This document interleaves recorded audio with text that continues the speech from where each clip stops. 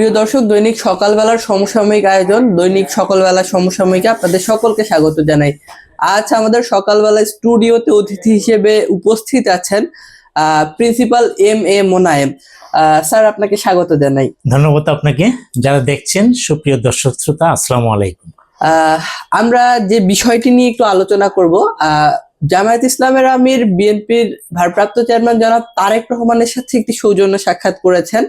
অর্থাৎ ডাক্তার শফিকুর রহমান এবং তারেক রহমানের এই দুই শীর্ষ রাজনীতিবিদ নিজেদের মধ্যে একটি একান্ত বৈঠকে মিলিত হয়েছিলেন এবং বৈঠক শেষে তারা গণমাধ্যমকে জানিয়েছেন আগামী দিনগুলোতে একসাথে ঐক্যবদ্ধভাবে তারা পথ চলবেন এবং অন্তত আগামী 5টা বছরের জন্য হলেও নিজেদের মধ্যে আলাপ আলোচনার মাধ্যমে, সমঝোতার মাধ্যমে একটি ভ্রাতৃত্বপূর্ণ সৌহার্দ্যপূর্ণ রাজনীতি বা রাজনৈতিক পরিবেশ বজায় রাখার জন্য তারা সচেষ্ট। তো বাংলাদেশের শীর্ষ দুইটি অন্যতম বড় দুইটি রাজনৈতিক দলের শীর্ষ দুই রাজনৈতিক নেতার যে বৈঠক এবং বৈঠক পরবর্তী যে বিবৃতি, যৌথ বিবৃতি যে আগামীতে আমরা একসাথে ঐক্যবদ্ধভাবে কাজ করব, তো এই বিষয়টিকে আপনি একজন রাজনৈতিক বিশ্লেষক হিসেবে কিভাবে দেখছেন? আপনার বিশ্লেষণ যদি জানাতেন।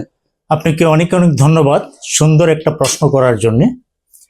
আমাদের এটা এই যে জনাব তারেক রহমান এবং শফিকুর রহমান যে আপনার বসেছে, দুই দলের দুইজন শীর্ষ নেতা, এটাকে আমি খুব ইতিবাচক হিসাবে দেখছি। রাজনীতিটা এমন হওয়া উচিত বলে আমি মনে করছি। এই জন্যে অতীতে আমরা দেখেছি যে নির্বাচনের মাধ্যমে একটা দল ক্ষমতায় যায় আর একটা দল বিরোধী দলে যায়। বিরোধী দলে যে যায় সে সমালোচনা এইভাবে করে, যেটা মানে যে একটা সমালোচনার বিষয় হলেও সমালোচনা করে, সমালোচনার বিষয় না হলেও সমালোচনা করে, মানে সমালোচনা করতে হবে এই জন্য সমালোচনা করে, বিরোধিতা করে। বিরোধী দল বলতে এটি বোঝায়। তো আমরা যদি মনে করি যে বিরোধী দল থাকবে, যেটা সরকারি দল ভুল করবে কিংবা সঠিক পথে না যাবে, বিরোধী দল সেটা সমালোচনা করে কিংবা বসে আলোচনা করে একটা সঠিক নির্দেশনা তারা দিবে। কিন্তু তারা এই যে হরতাল ডাকে, অবরোধ ডাকে, এতে দেশের এবং জাতির অনেক ক্ষতি হয়। তো আমি খুব ইতিবাচকভাবে দেখছি তারা এই দুজন বসে যে একটা সিদ্ধান্ত নিয়েছে যে ক্ষমতায় যেই আসুক, তারা মিলেমিশে অর্থাৎ দেশটাকে সামনের দিকে এগিয়ে নিয়ে যাবে। তাহলে দেখা যাবে কি যে এই যে ভ্রাতৃত্বপূর্ণ একটা সৌহার্দ্যপূর্ণ একটা রাজনীতি গঠিত হবে, যেটা অতীতে কখনো ছিল না। এটা আমি মনে করব যে এটা তারেক জিয়ার একটা দূরদর্শিতা। আপনি জানেন যে শহীদ প্রেসিডেন্ট জিয়া রহমান অল্প দিন, বেশি দিন হয়নি উনি রাষ্ট্র ক্ষমতায় ছিল। অল্প কিছুদিনের মধ্যেই উনি একেবারে শীর্ষ পর্যায়ের একটা নেতা, বিশ্ব নেতৃত্বের পর্যায়ে উনি চলে গিয়েছিল। এটা আমাদের খুবই ইতিবাচক। এবং আপনি আরো শুনে অবাক হবেন যে একজন গৃহবধূ থেকে একটা বৃহৎ দলের চেয়ারম্যান, পরবর্তীতে আপনার তিনবার প্রধানমন্ত্রী এবং বাংলাদেশের প্রথম নারী প্রধানমন্ত্রী, সারা বিশ্বের মধ্যে দ্বিতীয় মুসলিম প্রধানমন্ত্রী উনি হয়েছেন। এবং উনি ইন্তেকাল করার পরে ওনার যে জানাজা হয়েছে, এটা আমি তুলনা করব না। বিশ্বের অনেক রাষ্ট্রপ্রধান এরকম মৃত্যুবরণ করেছে। যেমন আমরা যদি তারপরে মাও সেতুং,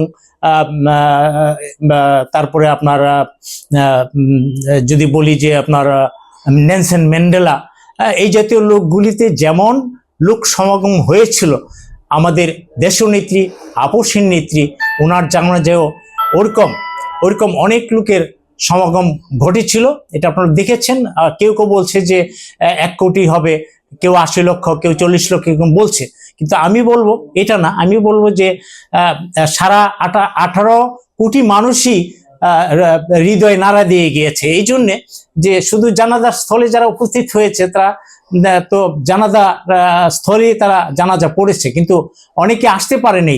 তারা বিভিন্ন জেলাতে তারা জানাজা অংশগ্রহণ করেছে, গায়েবানা জানাজা। এবং শুধু তাই নয়, প্রত্যেকটা বাড়িতেও, প্রত্যেকটা মুসলিম পরিবারও তারা ওই টিভির দেখে, রেডিওর খবর শুনে তারা জানাজা অংশগ্রহণ করেছে, মোনাজাতে অংশগ্রহণ করেছে। এটা একটা বিশাল ব্যাপার।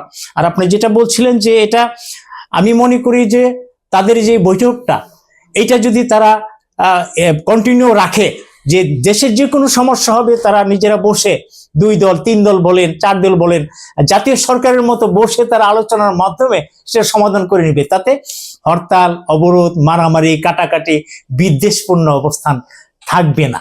একটা সৌহার্দ্যপূর্ণ পরিবেশে রাষ্ট্র পরিচালনা করলে রাষ্ট্রের যেমন ভালো হবে, জনগণের ভালো হবে এবং দেশ এগিয়ে যাবে।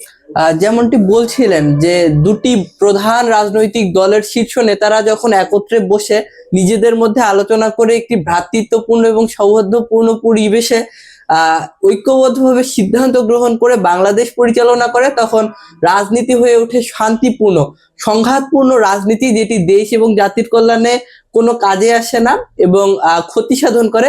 সেটি থেকে বেরিয়ে নতুন ধারার রাজনীতি প্রতিষ্ঠায় ইতিবাচক ভূমিকা রাখবে, এমনটাই প্রত্যাশা করেন principal M A Munayem sir. আপনাকে অসংখ্য ধন্যবাদ আমাদের স্টুডিওতে আসার জন্য এবং আপনার মূল্যবান সময় আমাদেরকে দেওয়ার জন্য। আপনাকেও ধন্যবাদ। প্রিয় দর্শক, যারা এতক্ষণ আমাদের সঙ্গে ছিলেন, আপনাদের সকলকে অসংখ্য ধন্যবাদ।